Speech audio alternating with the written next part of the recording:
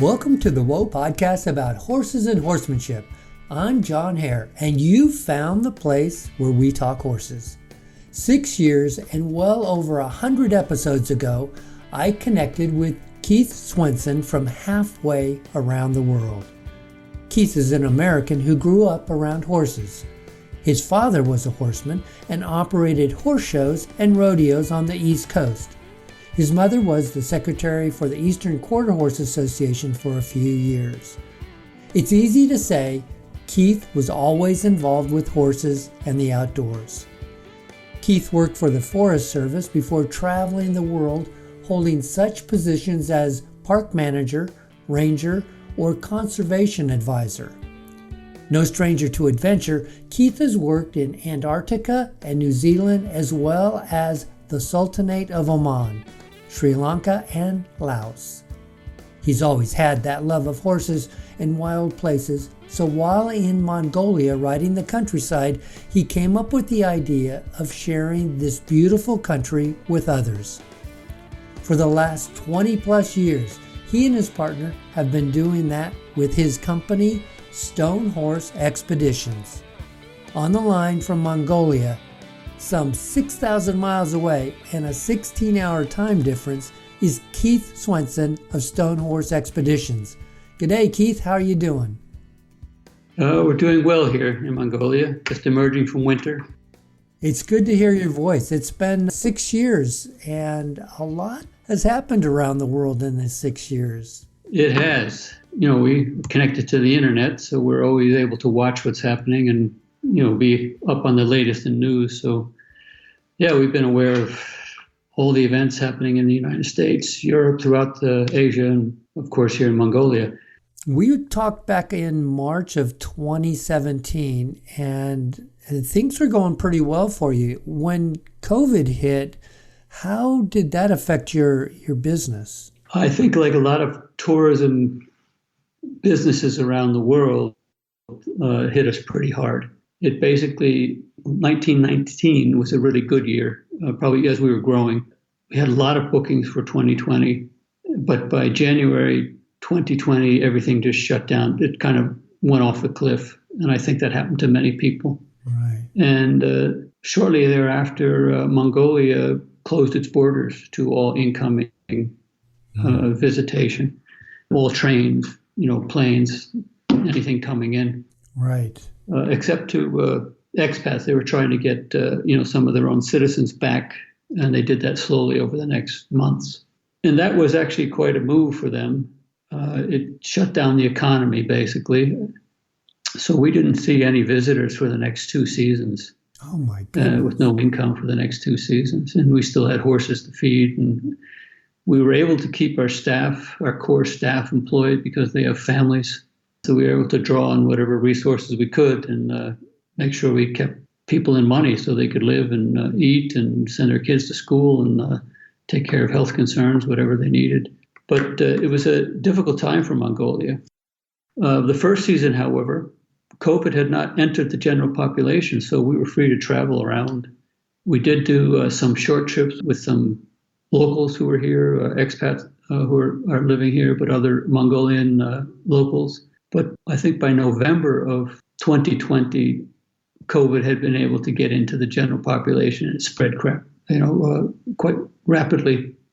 So then we saw lockdowns like everywhere else was seeing, like in the US, Australia, and China especially, and across Europe, 3-week or 1-month lockdowns. And they'd open up again, then it would begin spreading and they'd have another lockdowns.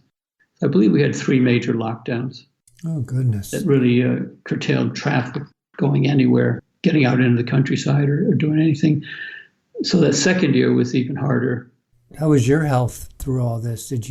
I have never gotten COVID, but everybody else in the company has had COVID. For some reason, I'm the only one. I read somewhere that if you've got the Neanderthal gene is strong in you, you can weather COVID. So maybe I have that. It explains a lot anyhow. So now things are kind of coming out of COVID. People are starting to travel last year and this year. How are your bookings going now? Are people anxious to get back out and have an adventure? Yeah, all during that COVID time with a lot of lockdowns, we kept we tried to keep aware of what was happening with travel worldwide. And I had a lot of, like many people have, a lot of Zoom calls with tourism organizations around the world, and tried to keep up to speed about what was happening, what were the trends, what were people thinking they wanted to do when they get out of, when the COVID lockdown stopped and travel resumed again. And we could see pretty clearly early on that as a small company that offered small group tours going into very pristine wild country, away from large crowds, on these expeditions, we were pretty well placed to accept visitors. And we were doing trips that people were looking for.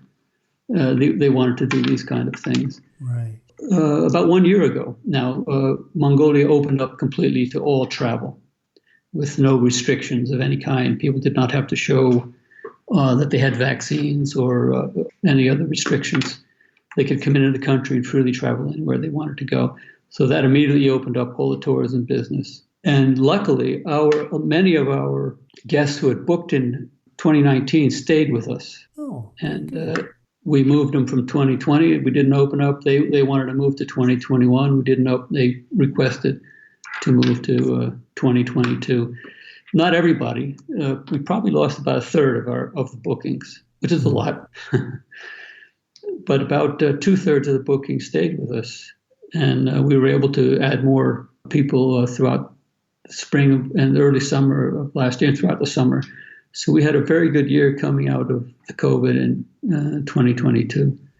Where do your guests come from? Are they predominantly from one country, or I'm sure they're from all over the world, but do you have people that travel from a particular country to Mongolia because they want to see it? Well, we have guests from all over the world. I mean, the US, Canada, Australia, New Zealand, Europe, the UK. Singapore is a big, we have a lot of people coming from Singapore, Japan, Korea, Thailand. So we get people from, many different places. So there's not a concentration of Australians or Americans that come. Right. We get a lot of Americans and a lot of Australians, people who have gone on a number of horse riding vacations or holidays and, looking to do something different. We have a good clientele from these countries, as well as Singapore here in Asia. Very good. And I've heard that travel's really coming back strong post-COVID, and people are out there looking for adventures and things to do. I don't know much about I don't know much about politics in general, but Mongolian politics, are they an independent country in Asia? They're separate from China and Russia? That is correct. They have a democratic parliament, and they are an emerging democracy, you could say, from the years prior to 1990. But they've come a long way, and the country is free and open to travel, free to do business, and they're looking to maintain that status and welcoming of international visitors. In fact, for the next 3 years, they want to say this is the next 3 years are the year of tourism, or the 3 years of tourism, and they want to build the tourism market and be a place where people are looking for holidays where they can get out to national parks, see a different culture, and experience the culture, the nomadic culture here. That's awesome. From looking at a globe, you can see that Mongolia is between Russia and China. They have some political things going on there. Does that affect the way people travel into Mongolia, and is Mongolia affected by any of that?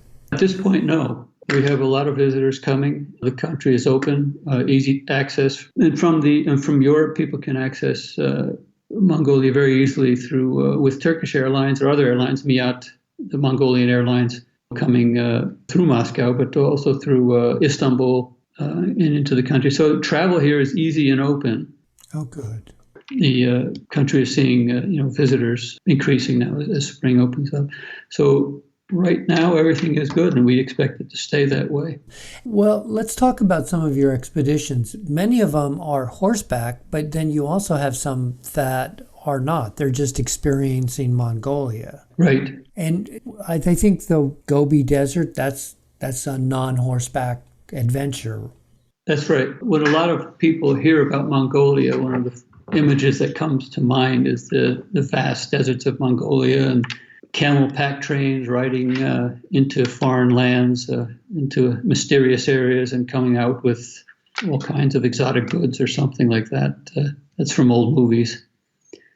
But the Gobi Desert is probably about a third of the country in the south. And like deserts everywhere, it has a wide array of different landscapes and terrain, high mountains, 4,000 meter mountains, get snow. There's valleys full of trees and wildflowers. So it's an amazing place. And the people of the Gobi, these like desert dwellers everywhere, nomads everywhere, they're very hospitable because of the way they live. They travel and they accept visitors, and when they travel, they are accepted by visitors at almost any time of day or night. So it's an interesting place. And we've had a lot of work down there. We've known a lot of people working in the Gobi prior to starting the company that we have now. So we're well known down there. And when people do come and do the horse rides, they're also interested in seeing another part of the country, experiencing. And so we offer these a 6-day Gobi tour, which is goes from Ulaanbaatar and returns in 6 days. We also offer something called the Gobi Crossing, which goes right across the Gobi and goes very deep into the desert and into many places that are not many other travel companies get to. Yeah. Do you lead that expedition? I don't. We will have guides do it, or Sabina, my partner, will lead that expedition. What kind of experience is that, crossing the Gobi Desert? It's very easy to say, but Gobi Desert's vast, particularly if it takes 10 days to cross. Well, we're using Toyota Land Cruisers. It seems to be that's the best vehicle we can use. And everything is carried by that. We would have maybe a fourgon, which is a microbus, a Russian microbus, very four-wheel drive, very robust, to carry all the camping equipment, tents, things like that. A lot of the sites that are visited would be ancient petroglyphs, seeing some large sand dunes, visiting with and staying around local herders, as well as camping, doing a lot of hikes. And in the Gobi, there is a lot of wildlife to see and visit, a lot of bird life, a lot of gazelle, ibex, and bighorn sheep. Occasionally, people can, if they're lucky enough, they can spot a snow leopard. And of course, on the western side of the Gobi, there's the Gobi bear, which is a rare bear these days and difficult actually to spot. But so the Gobi does have a lot of wildlife, and that's what our drivers who are very skilled and are from the Gobi, they know all these areas. You camp along the way, so we have a great camp, good food that's well prepared, and able to do hikes and see cultural sites, some remote monasteries, and things like that. And then, do you get out and walk, or is everything on a guided tour? People get out and walk. These are, can hike up some of these valleys where there's a lot of wildlife and get out and enjoy and walk up and down the sand dunes. And there is opportunity. We look at possibly doing a camel ride for a day. And there are also opportunities to do a short horse ride. The horses in the Gobi are quite small. They're a little bit smaller than even horses up here in the northern part of Mongolia. And because the water is so far and few between, the horse rides are not long, so they will ride into a valley or something. But there's opportunity to ride horses, ride camels, do hiking along the way, visit cultural sites, and see wildlife. Yeah, very cool. I think one of your longest horseback riding adventures is the Mongolian Wilderness Conservation Adventure. You told us a little bit about that 6 years ago. Maybe you could cover that again. Right. We do that every year between July 31st and August 13th. And as a conservationist, we could see that some places were being a bit impacted by overuse. So we proposed a trip to the Han-Hinti Park Administration. This is the Han-Hinti Special Protected Area that we go into. We would clean up some of these areas. We'd help signage. We'd help do some research. This year, we're going to be looking for some butterflies, actually, that indicate whether the health of the environment is good. But we've also helped bring in toilets. We put backcountry toilets in. We'd pack them in on our horses. I'd build them. We'd break them down again and then pack them on horses and bring them in. And our guests come and they take part in a bit of conservation along the way. We meet up with 2 or 3 rangers that help us. We'll rendezvous with them at a certain point. They'll join us. They'll help us in the work that we do. It's all been scheduled out with the park manager. The guests can help with that for about 1-2 days. It's very light work, not much in the way of heavy work. But they get to meet rangers. They get to see a bit of conservation work in some really beautiful country, and still enjoy a long ride out after that. So it's a good ride, 2, 3, 4 days to get in, do a few days of work, but also enjoy swimming in this nice lake, helping a bit, hiking around the area if they want. And then we have about another 5, 6, 7 days out. Well, so you get to ride in, experience the area, and then you ride back out again. Yeah. Mm-hmm. And they see how we pack. We're packing in different things, and how you pack a bunch of long boards on a horse. Yeah. How big is that group that goes out? We can take up to 8 people, but generally it's around 6 people, 6, 7 people. I think this year will be 8 people. Yes. Wow. Has that anything unusual ever happened on that trip? The ride-in is always interesting. We've had no big mishaps or anything. We cross a lot of rivers, and I think I've mentioned this previously. So that's always an interesting thing. And I do remember one of our guests who has come with us on several trips, an older fellow. He has, on 2 of the trips he came in, we were going to that same area, and he was on the same horse on both trips. And on both trips, as we were crossing the river, his horse tripped on a bit of loose sand in the river, and he dunked in the river. Came right off his horse and dunked in the river. And the very same thing in the very same area happened again the next year. To the same guy? To the same guy. Oh my gosh. Same horse, same place, same guy. Of course, he's got a great sense of humor, and saw the humor in that. He had to just kind of walk out of the river. But it was all sand bottom, and it was a very slow flowing area, so not much. But we try to keep it safe as much as possible, so there are no mishaps. We try to look at everything that's going to happen. But we keep it interesting. We move along quite well. When the terrain allows, we move quite quickly, trotting or canter, so we can make a good distance in a short amount of time.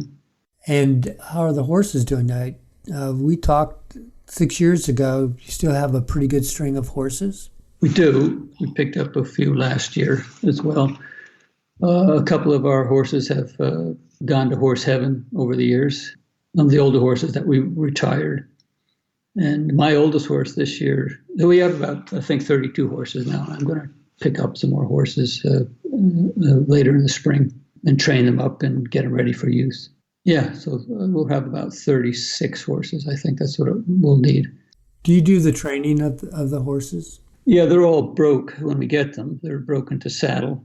I'll look for horses that are good for packing and for riding, and that have good disposition. They're in good shape. But they're calm. They're not going to be. They move well. You can make them go or do anything you want, but they're going to be calm horses that anyone can handle.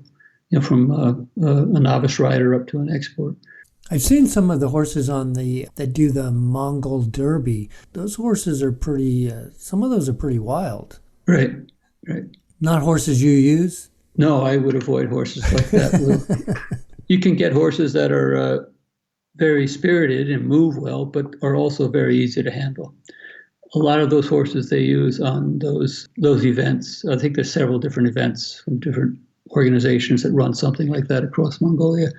They're using horses that are probably not used to many riders, are not well broken in, and are probably haven't had a rider on them for years, and then they'll grab them and use those guys. And I think they travel, across many kilometers, and it takes days to do the trip.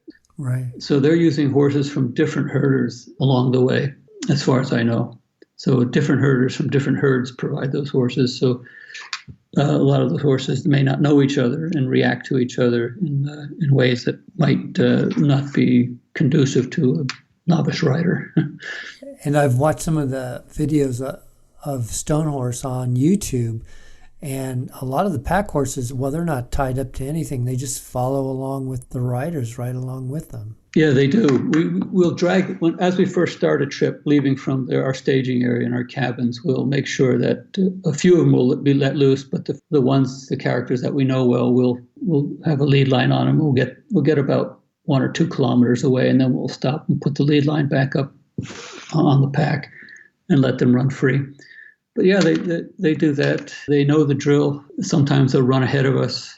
Sometimes they'll linger back, but they're always being watched. And when we do get into camp, they just walk right up to us and understand that we're going to get the packs off now. We're in camp. They walk up to us. We put their hobbles on, take the packs off, and then let them go. And so they're well used to that. And they just follow us around. Do you let a horse pack one trip and then carry a rider the next? Or if it's a pack horse, that's his job and that's what he always does? We do have pack horses that prefer being pack horses.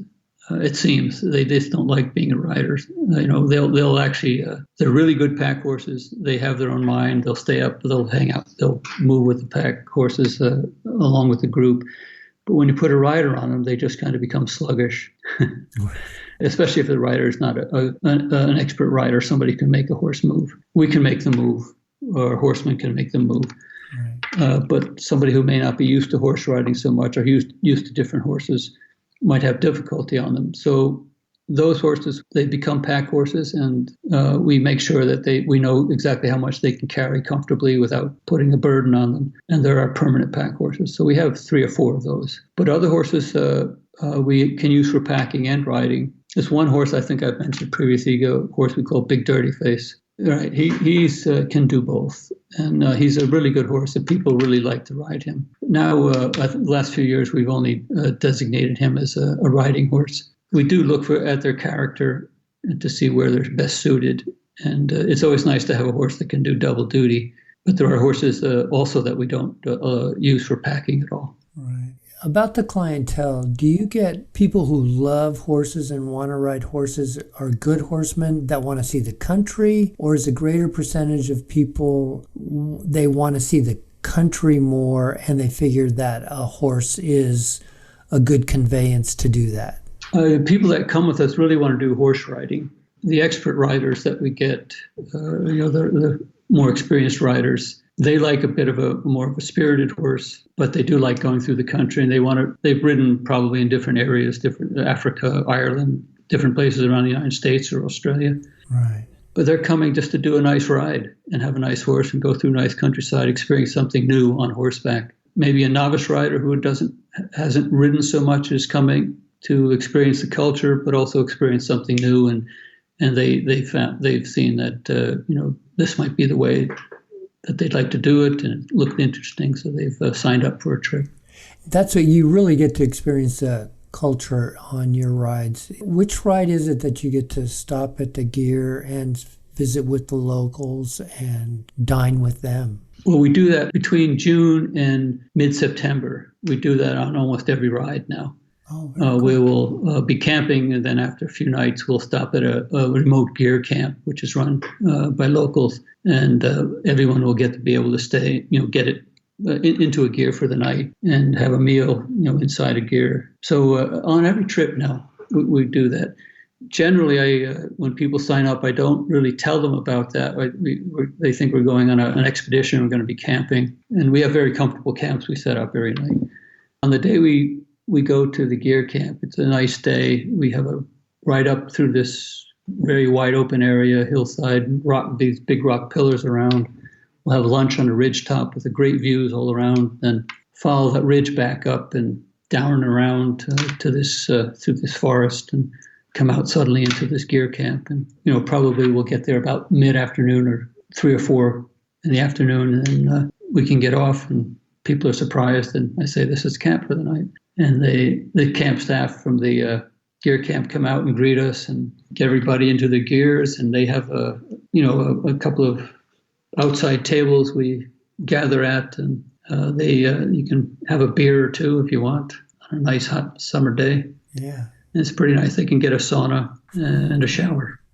From the outside, a gear looks like a big tent to me. Is it sectioned off in rooms? It's open on the inside. The whole thing's open. Oh, very cool. But it's well furnished. It's very colorful on the inside, and you have the opening in the top and the stoves in the middle on these traditional gears. And it's very colorfully painted furniture, beds, cabinets, tables, chairs, and this lattice work, around the inside that make up the walls.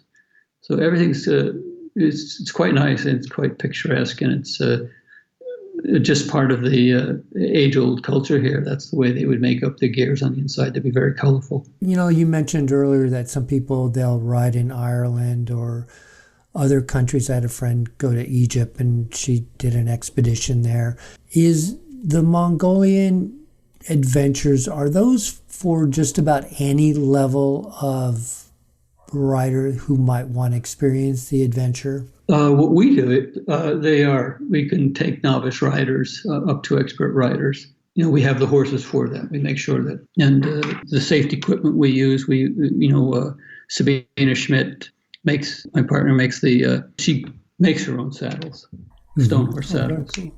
And they're a cut down Western saddle that fits the Mongolian horse, and we use safety stirrups. So it makes it a very comfortable ride, and something that a novice rider can easily get used to.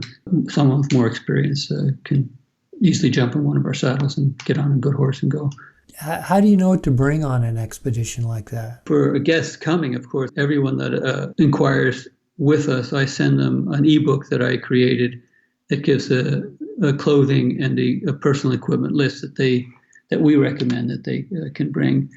And if people ride or hike or camp, they probably have many of these items already at home, and that so they don't have to go out and buy a lot of things. But they might want to buy some specialty equipment. One thing we do insist everybody has is a good rain gear, because in the summertime we do get the afternoon thunder showers that can dump a lot of rain for an hour or two, and that cools the air down pretty quickly. So we want to make sure everybody has good rain gear when they're coming, and we make suggestions for that in that book. Oh, very cool. So if people want to sign up for a trip, then they can check out the website and find the place where the ebook is, that of all the things they'll need on their trip. Right. They can download the book from the website. Oh, very cool. Get it, and they can look at it themselves and find what we recommend, and if they've got that or something. I say in the ebook that make sure everything you use is broken in, and that you have tested it. Like with rain gear, I recommend getting in the shower with your rain gear on, see if it really works. That's a good idea. I would have never thought of that. Because the rain it can pour when you're riding along. You've got wind blowing, right? And when the rain's coming at you sideways, you want to make sure your rain gear works. The adventure of it all, Keith, the adventure of it all. And how far ahead do people plan for these types of adventures? Well, people are booking trips sometime with us for up to 2 years in advance. Okay. But we do, if somebody shows up 10 days before a trip, we've got space, they're welcome to join. And how hard is it to get to the place where you begin the horse adventure? That's very easy. We pick people up at the airport on arrival. One of our drivers, Dava or Bata, who are, been with us a long time.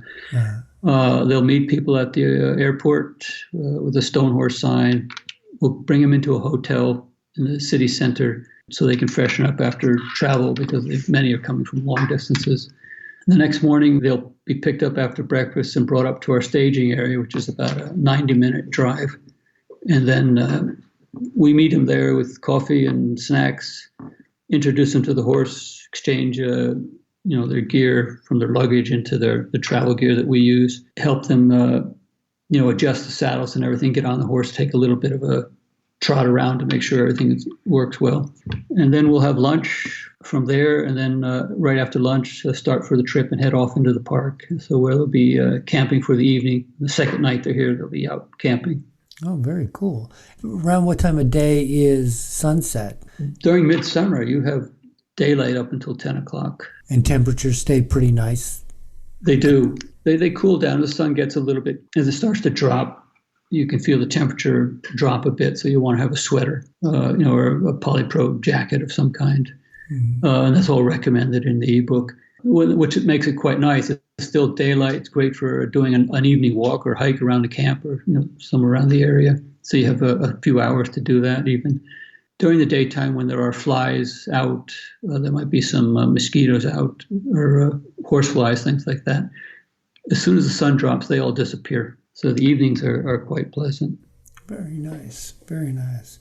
Well, this has been great fun catching up with you, Keith. Sounds like you're doing great 6 years down the road. And if someone wants to learn more about Mongolian horse expeditions, where can we send them? If you go to www.stonehorsemongolia.com, you'll find our website page, a lot of information on not only Mongolia, but what we do and how to prepare for a trip.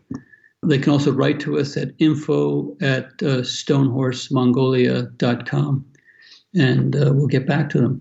Cool. Or they can send us a message or call us on WhatsApp at 976-9999-7720. That's my personal. I will pick that up and answer the message on that. But that's how they can get a hold of us. And I was going to say, if anyone listening to Whoa Podcast and listens to this talk today, I would offer them a 15% discount on a 2023 season horse trip. If they say they've listened to you and I speak and they want to come this year, I'd say, okay, we'll give you 15% off the prices listed on the website. There you go. It pays to listen to the Whoa Podcast. It does. Well, thank you very much. I didn't expect that. That's very nice of you, Keith. And I'm on your website right now, and I'm looking. You've got also links on Facebook. You've got Instagram. There's even 145 reviews on TripAdvisor if people want to check you out. I enjoyed the videos that you post on YouTube. I think those are fun just to see people riding horses through the countryside. And Mongolia sure looks beautiful. It is. For anyone who wants a small group experience, to really get out into nature and just to enjoy being around like-minded people, have good conversation, we can offer that. And that's what we do, getting back into nature and getting away from your iPhones and computers and being a bit out of touch. I can imagine just connecting with that horse and riding through the countryside. That's got to be a beautiful experience. Yeah, well, I've written a blog post. Basically, it says to unplug from your computer and iPhone and plug into nature. Very good. Well, it's been great talking to you again, Keith. Thanks for being a part of the show. Yeah, it's been good connecting with you again, and thanks for having me on and talking about Mongolia and what we do. That will do it for this episode. Thanks to Keith Swenson for sharing his time, traveling the countryside of a remote country by horseback, getting to meet local people, and taking a vacation from the rest of this crazy world seems like heaven to me. If it sounds like that to you too, check out stonehorsemongolia.com. Tell them you heard about it on the Whoa Podcast and you'll get 15% off. Check out their social media sites and you'll be blown away by the beauty of this country. If you have any show ideas or suggestions for future guests, reach out to me at john@whoapodcast.com or connect with me on Facebook, Twitter, or Instagram under the name Whoa Podcast. I look forward to hearing from you. Thanks again for listening and sharing the podcast with your friends and riding buddies. Until next time, for Renee, this is John Hare saying, go have some fun with your horses. Bye-bye, everybody.